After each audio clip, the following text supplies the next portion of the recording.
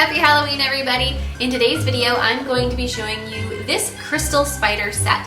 So this design is just so elegant and so creepy all mixed together. If you look at it quick without really looking at it, you may not notice that it is a spider and spiderweb design. You may just think it's kind of pretty colors and it's a little 3D and very sparkly. And then you look a little closer and you're like, hey, wait a minute, that's a spider and those are webs, and then it's even cooler.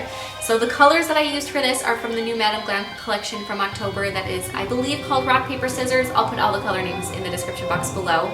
Plus their little chrome pens. I used one of those, and then I also used just some other gel that I had from, it's a 3D gel paste. So I used all of this wonderful gel products. I love the way it turned out. There is some Swarovski crystals, there is a 3D sculpted crystal thing on there, and it's just these really cool spiders and spiderwebs.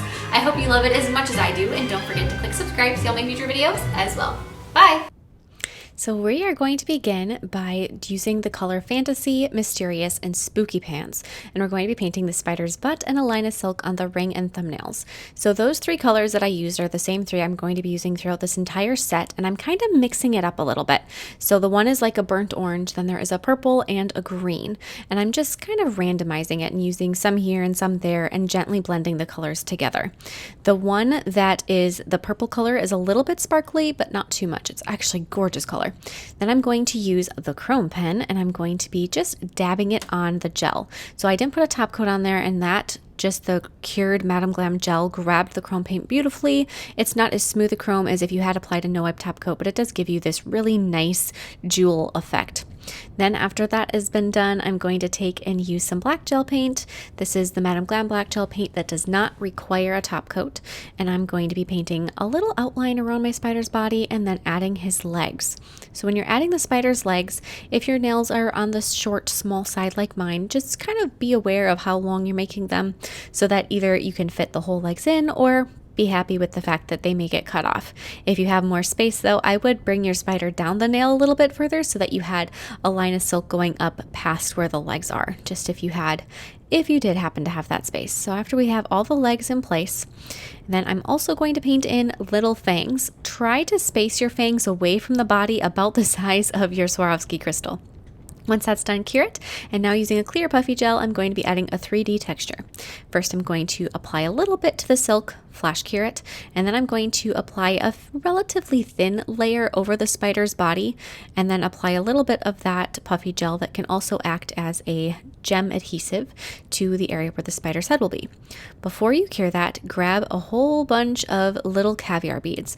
The ones I'm using are a rose gold color, although I actually think once they're on the nail, they pretty much just look silver because you can't, I don't know, I can't really tell the color, but whatever color you want to use, rose gold, silver, just plain gold would also be very, very pretty. I'm usually more of just a gold person, but we are using these ones and we're just going to line the spider's body. You will pretty much cover up the black outline you did. I just like to do a black outline to kind of make the edge really crisp looking. If you wanted to, you can just skip that part, but we're going to be applying those caviar beads. Use your dotting tool end of a picker, a rhinestone picker, to try to arrange them, and then press your purple crystal right below that for the spider's head. Once you're happy with the placement, I happen to cover up my fangs, so I added them again later. You can cure that, and now we're going to add a significant amount of puffy gel to the inside of the spider's back. Once you have a lot of it in there, you're going to flip your nail upside down, invert your hand, and then you're going to use a flash cure flashlight or your lamp, and you're going to cure it while it is upside down. As soon as you flip it back over, the gel will kind of slowly start to settle in, but if you flash cure it upside down, you have a beautiful curve. Now on the index, middle, and pinky nails, we're going to be using those same three colors, and we're going to be painting spider webs. When I'm doing these spider webs, I did not the exact same spider web on all three nails. On my index nail, I did a full cover spider web and only partial on the middle and the pinky. I'm going to start out with the green color. So all these colors are just so pretty, and they're actually really pigmented, but this is hopefully going to make sense.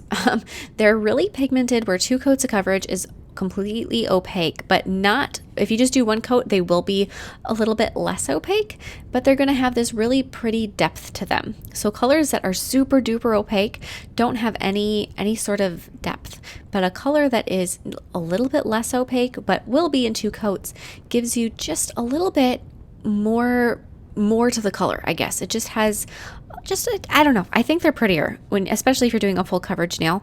I think it's so much prettier to have a color that is a little less than completely opaque, because it just seems to, I don't know, it just seems to have a little bit more movement within the color.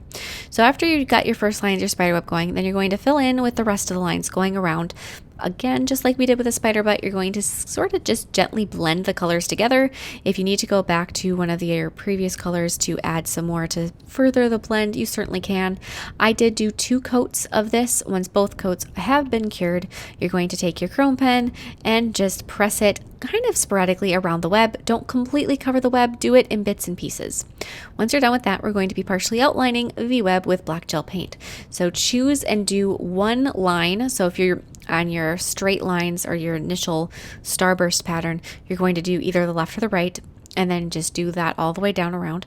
And then you're going to either do the bottoms or the tops of your little swoopy lines. So you're just doing half the outlining. Don't do the whole thing. If you do it halfway, it almost looks like it's got a shadow on it. And while it really defines the design, it doesn't look overdone.